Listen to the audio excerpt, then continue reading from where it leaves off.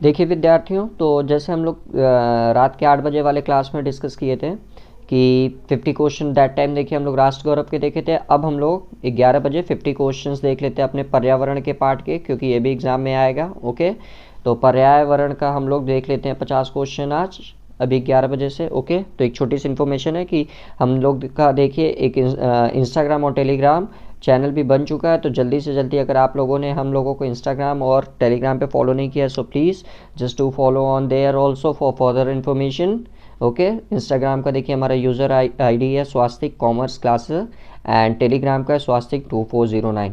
Description box में भी आपको लिंक मिल जाएगा, वहाँ से भी आप लोग ज्वाइन कर सकते हैं। ओके, तो चलिए जल्दी से जल्दी हम लोग पर्यावरण का भी 50 क्वेश्चन देख लेते हैं।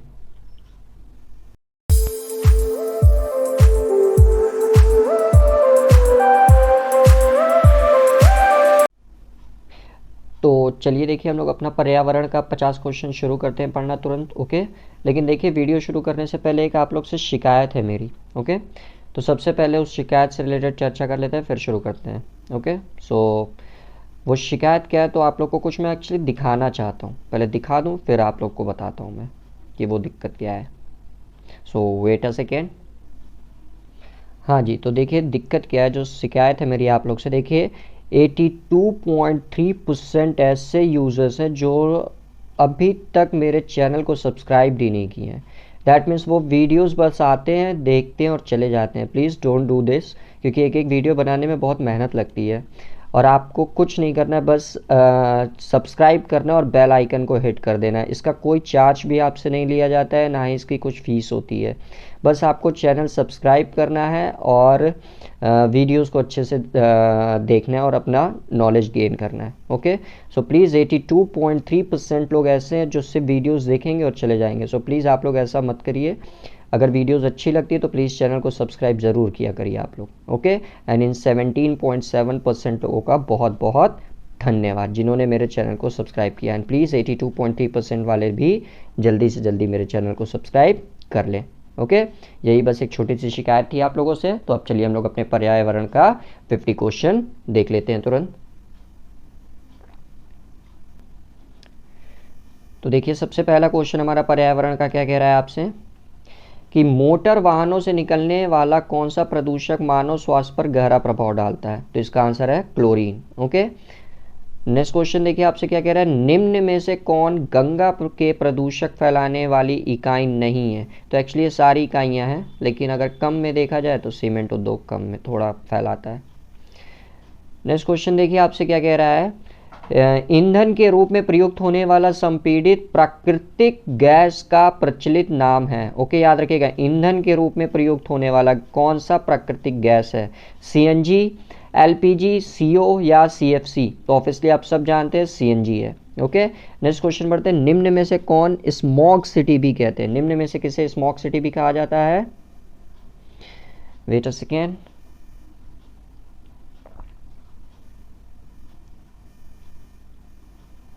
दिल्ली, भोपाल, कोलकाता या इंदौर। तो स्मॉग सिटी के नाम से जो फेमस है वो आपका है, वो है आपका कोलकाता। ओके, स्मॉग सिटी के नाम से कोलकाता जाना जाता है।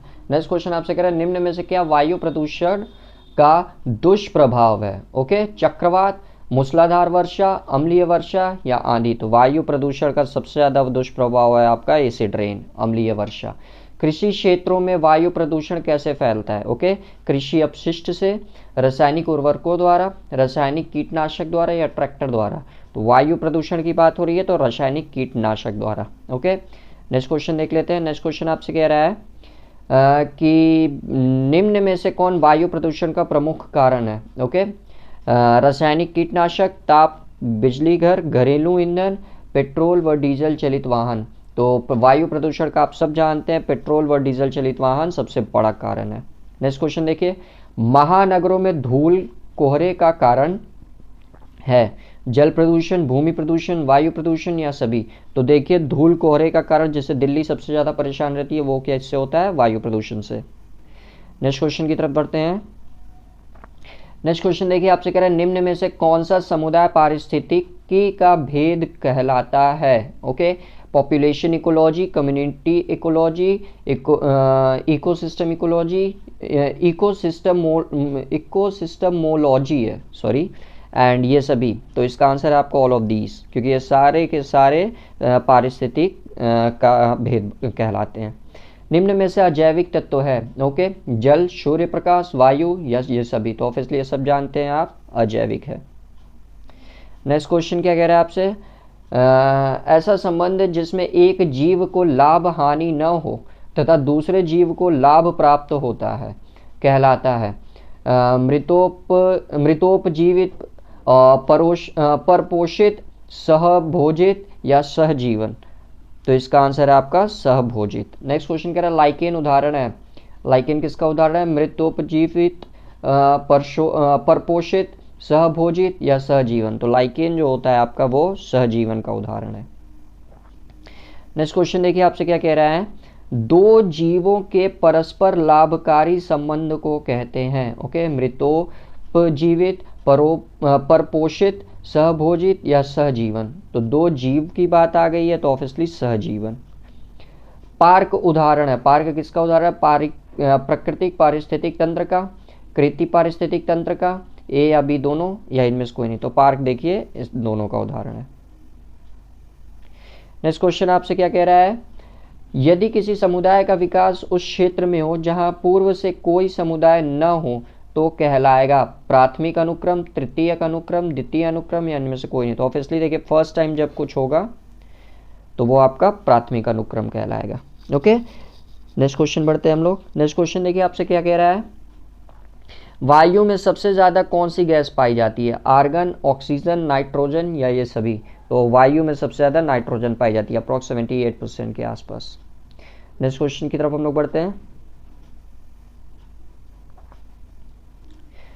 देखिए ये वीडियो नंबर 14 है, ये आप लोग को पता होगा, ओके। 13 वीडियोज़ ऑलरेडी मैं करा चुका हूँ। वीडियो नंबर 13 रात में 8 बजे ही मैंने अपलोड किया था। तो उन सारे के सारे वीडियोज़ का जो लिंक है अभी आपको यहाँ पे आई बटन पे भी मिल जाएगा और डिस्क्रिप्शन बॉक्स में भी लिंक डाल दूंगा, वहाँ से भी मिल जाएगा। तो सारे के सारे वीडियोज़ आप लोग देख कर जाइएगा ताकि एग्ज़ाम में आपका ज़्यादा से ज़्यादा फ़ायदा हो सके, ओके।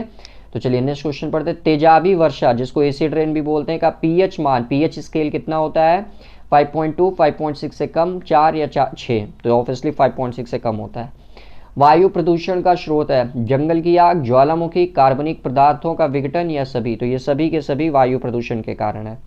ध्वनि की तीव्रता किस इकाई से मापी जाती है, एक्चुअली ये मापी जाती नहीं होना चाहिए, पाई जाती है। ध्वनि की तीव्रता किस इकाई से मापी जाती है, कैलोरी, जूल, वॉट या डेसिमल। तो इसका आंसर है डेसिमल, क्योंकि कैलोरी में आप लोग जान रहे हैं कि ऊर्जा का यूनिट है, जूल भी आपका ऊर्जा का यूनिट होता है, वॉट आपका पावर का यूनिट होता है और डेसिमल साउंड का यूनिट होता है, ओके। नेक्स्ट क्वेश्चन की तरफ बढ़ते हैं। नेक्स्ट क्वेश्चन देखिए आपसे क्या कह रहा है कि ताप विद्युत से निकलने वाली राख से मुख्यतः क्या होता है, ओके, विकिरण, जल प्रदूषण, ध्वनि प्रदूषण या मृदा प्रदूषण। तो देखिए ताप विद्युत से निकलने वाली राख का जो मुख्यतः निकलने वाली राख से मुख्यतः मृदा प्रदूषण होता है। नेक्स्ट क्वेश्चन बढ़ते हैं। मृदा में उर्वरता बढ़ाने सूक्ष्म जीवों को किस चीज से नष्ट किया जा सकता है, जीवनाशी रसायनों से, कृषि यंत्र का प्रयोग करके, अत्यधिक सिंचाई करके या उर्वरकों से। तो जीवनाशी रसायनों का प्रयोग करके। नेक्स्ट क्वेश्चन देखिए आपसे क्या कह रहा है, अनिद्रा से ग्रस्त रोगियों की संख्या बढ़ने का प्रमुख कारण क्या है, वायु प्रदूषण, ताप प्रदूषण, शोर प्रदूषण जिसको नॉइस पोल्यूशन भी कहते हैं या जल प्रदूषण। तो ऑब्वियसली शोर प्रदूषण।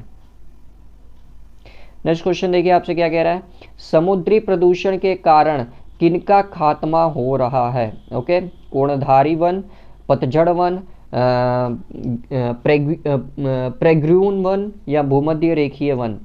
तो समुद्री प्रदूषण के कारण पतझड़ वन का खात्मा हो रहा है। नेक्स्ट क्वेश्चन देख लेते हैं हम लोग तुरंत।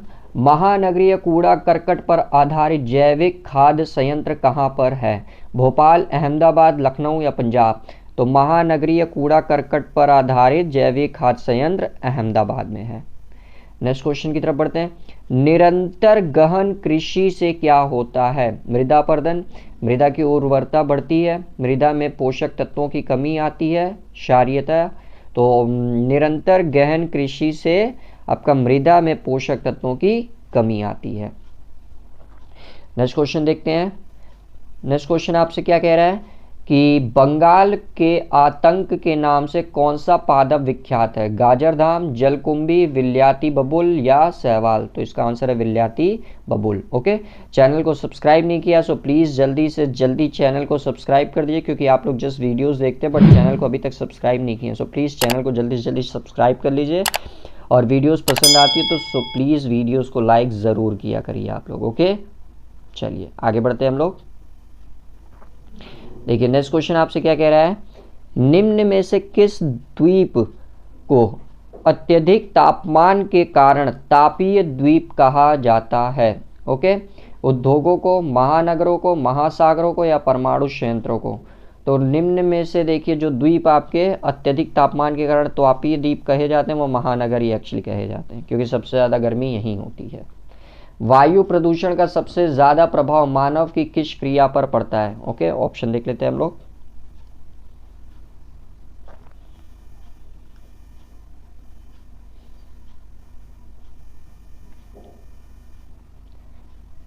सबसे पहला उत्सर्जन तंत्र, पाचन तंत्र, तंत्रिका तंत्र पर या श्वसन तंत्र पर?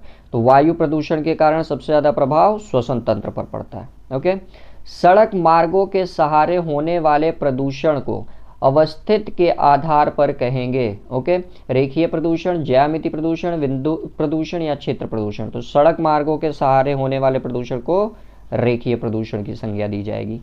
नेक्स्ट क्वेश्चन आपसे कह रहा है, कोयले से चलने वाला ताप विद्युत गृहों में से कौन सी गैस सबसे ज्यादा निकलती है? Nitrous oxide, sulphur oxide, CFC या कार्बन मोनोऑक्साइड? तो कोयले से चलने वाले विद्युत ताप के गृहों में से सबसे ज्यादा गैस सल्फर डाइऑक्साइड की निकलती है। नेक्स्ट क्वेश्चन की तरफ बढ़ते हैं जल्दी से। नेक्स्ट क्वेश्चन देखिए, कह रहा है आपसे, निम्न में से कौन एक जैव विविधता का प्रकार नहीं है? ओके, निम्न में से कौन एक जैव विविधता का प्रकार नहीं है? प्रजातीय विविधता, आनुवांशिक विविधता, प्रादेशिक विविधता या पारिस्थितिक विविधता? तो जैव विविधता का जो प्रकार नहीं है वो है पारिस्थितिक विविधता। नेक्स्ट क्वेश्चन की तरफ बढ़ते हैं। पारिस्थितिक तंत्र ऊर्जा का प्रवेश, रूपांतरण तथा विसरण किन नियमों के अनुसार होता है? ओके, ऊष्मागति के नियम से, सापेक्ष नियम से, त्रिकोणमितीय नियम से या गुरुत्वीय नियम से? तो पारिस्थितिक तंत्र में ऊर्जा का प्रवेश ऊष्मागति के नियम से होता है। नेक्स्ट क्वेश्चन देखिए, पारिस्थितिक पिरामिड के सामान्यतः कितने प्रकार हैं? ओके, 2, 3, 4 या 5? तो पारिस्थितिक पिरामिड के सामान्यतः 3 प्रकार होते हैं। नेक्स्ट क्वेश्चन बढ़ते हैं। भारत के प्राणी भौगोलिक क्षेत्र में आते हैं। ओके, भारत के प्राणी भौगोलिक क्षेत्र में आते हैं नियार्कटिक, ओरिएंटल, इथियोपियन या नियोट्रॉपिकल? तो इसका आंसर है आपका ओरिएंटल। नेक्स्ट क्वेश्चन देखते हैं, किस पारिस्थितिक तंत्र में जैव भार उल्टा बनता है? ओके, वन पारिस्थितिक तंत्र में, जलीय पारिस्थितिक तंत्र में, घास स्थल पारिस्थितिक तंत्र में या मरुस्थलीय पारिस्थितिक तंत्र में? तो इसका आंसर होगा आपका जलीय पारिस्थितिक तंत्र में। नेक्स्ट क्वेश्चन देख लेते हैं। भारत के रिजर्व मंडलों की संख्या है? तो ये ऑप्शन देखिए गलत है, क्योंकि ये पुराना क्वेश्चन है। तो अब फिलहाल भारत में रिजर्व जैव मंडलों की जो संख्या है वो 18 है, याद रखिएगा। कुल 18 जैव मंडल उपस्थित है हमारे इंडिया में। निम्न में से क्या एक अविघटनीय प्रदूषक है? ओके, लकड़ी, लोहा, प्लास्टिक या मिट्टी के बर्तन? तो सब जानते हैं अविघटनीय प्रदूषक एक प्लास्टिक है जो कभी खत्म ही नहीं होता। नेक्स्ट देखते हैं, प्रदूषित जल के प्रयोग में होने वाला प्रमुख रोग है? मलेरिया, बहरापन, अस्थमा या आंत्रशोथ? तो इसका आंसर यही बनेगा आपका आंत्रशोथ। निम्न में से क्या जैव विविधता के कृत्रिम आवासीय संरक्षण का उदाहरण है? राष्ट्रीय उद्यान, जीवमंडलीय कोष, चिड़ियाघर या अभ्यारण्य? तो इसका आंसर आपका बनेगा अभ्यारण्य। ओके, जल्दी से लास्ट स्लाइड ले लेते हैं हम लोग।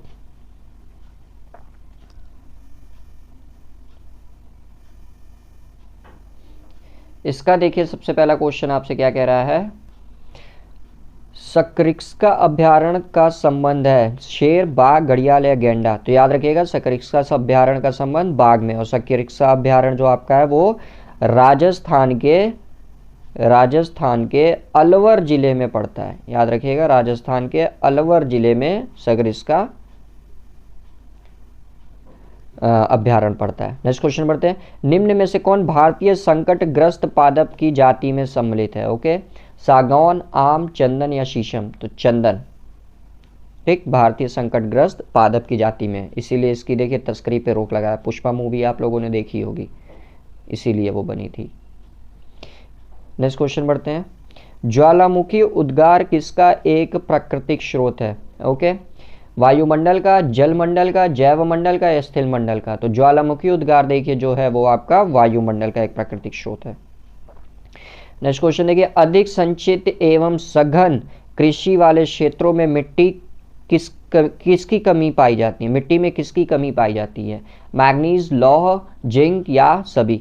तो ये देखिए, अधिक संचित एवं सघन कृषि वाले क्षेत्रों में मिट्टी में ये सभी तत्वों की कमी पाई जाती है। ओके, तो ये देखिए आप लोग को फिर बता दे रहा हूँ, ये वीडियो नंबर 13 है हमारी, और बाकी वीडियो नंबर 14 है, सॉरी, बाकी 13 वीडियो मैं ऑलरेडी अपलोड कर चुका हूँ, जो आप लोग को यहाँ आई बटन पर अभी तुरंत मिल जाएगा, वहाँ से भी आप लोग जाकर देख सकते हैं, और डिस्क्रिप्शन बॉक्स में भी मैं लिंक डाल दूंगा, वहाँ से भी जाकर आप लोग देख सकते हैं।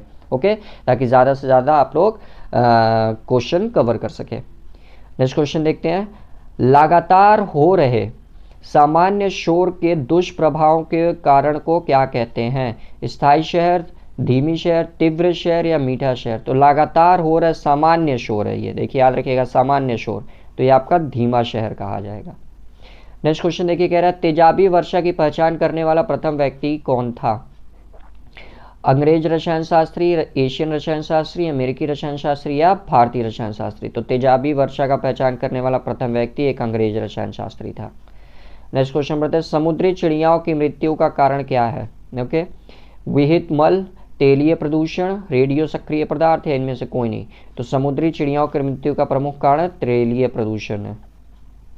कौन सा रोग जल प्रदूषण से संबंधित है? ओके, हैजा, पीलिया, टाइफाइड या सभी? तो जल से रोग से देखिए सारे के सारे रोग संबंधित हैं। Next question. अरब सागर में भारतीय तेल उत्पादक क्षेत्र स्थित है? ओके, दर्पण, द्वीप, आलियावेट या बॉम्बे हाई? तो इसका आंसर है द्वीप में। नेक्स्ट क्वेश्चन देखिए, आपसे बढ़ते हैं। आर्थोवेक्टर का प्रयोग किस कार्य में किया जाता है?